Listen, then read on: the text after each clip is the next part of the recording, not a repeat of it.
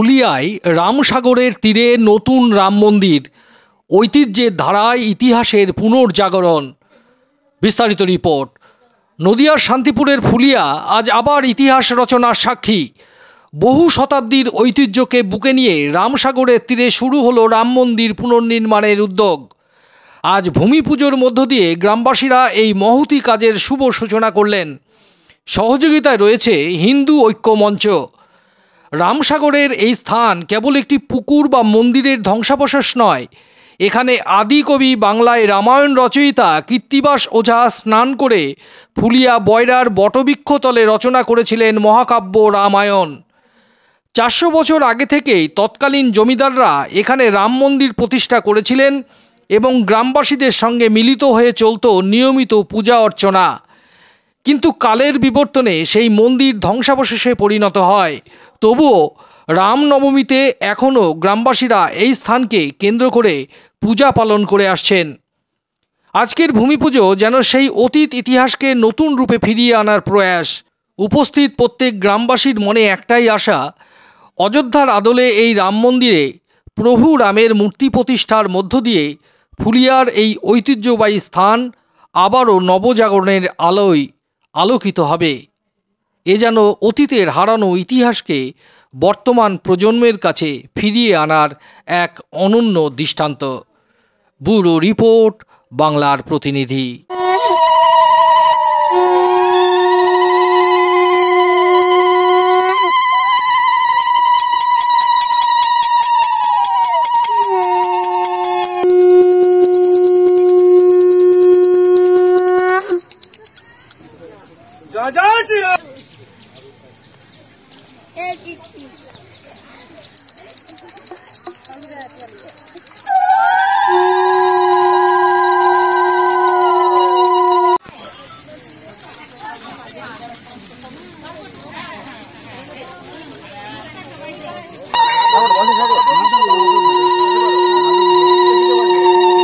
ভূমি পুজো হলো, একটা মন্দির তৈরির পরিকল্পনা আছে, হঠাৎ করে এটা আসলো কি করে?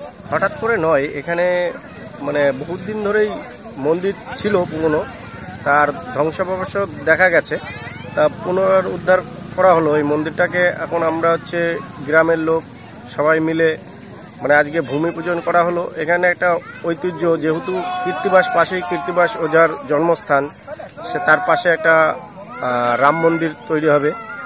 এটা একটা বিরাট, মানে আগে একটা রাম মন্দির এখানে ছিল, এরকম ধ্বংসাবশেষ আছে? হ্যাঁ হ্যাঁ হ্যাঁ আছে। এখানে চূড়া পাওয়া গেছে এটা, তারপরে 1802 সালের একটা কয়েন পাওয়া গেছে। মানে এমনি বছরে বছরে এখানে তো কিছু পূজিত হয়? হ্যাঁ, পূজিত হয়। মানে এটা গ্রামের মানুষই করে? হ্যাঁ, গ্রামের মানুষই করে। অর্থাৎ সেই ধারাটা বজায় রেখে এখানে নতুন করে একটা পরিকল্পনা নেওয়া। হ্যাঁ, সেটা আজকে ভূমি পুজোর মাধ্যমে আমরা উদ্বোধন হলো। কি নাম? আমার নাম প্রদীপ সরকার, এই গ্রামের বাসিন্দা।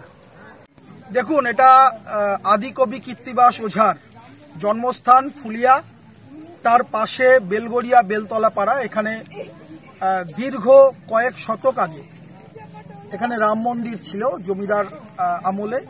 সেই রাম মন্দিরের পুনর্নির্মাণ করার জন্য আজকে ভূমি পূজন হলো।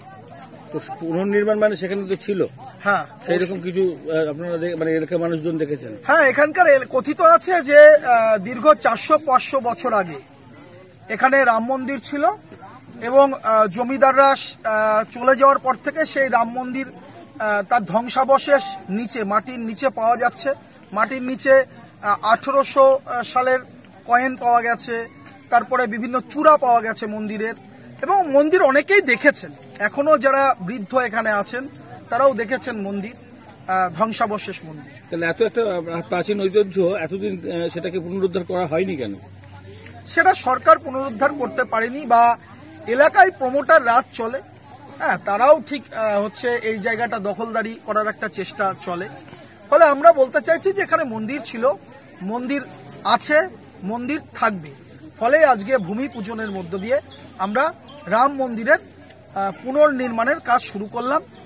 পাশেই কবি কীর্তিবাস, আদিকবি কীর্তিবাস ওঝার জন্মস্থান, তার পাশেই জবন হরিদাস তার সাধনা ক্ষেত্র, এবং এই যে পেছনে দেখতে পাচ্ছেন এটাকে বলা হয় রামসাগর।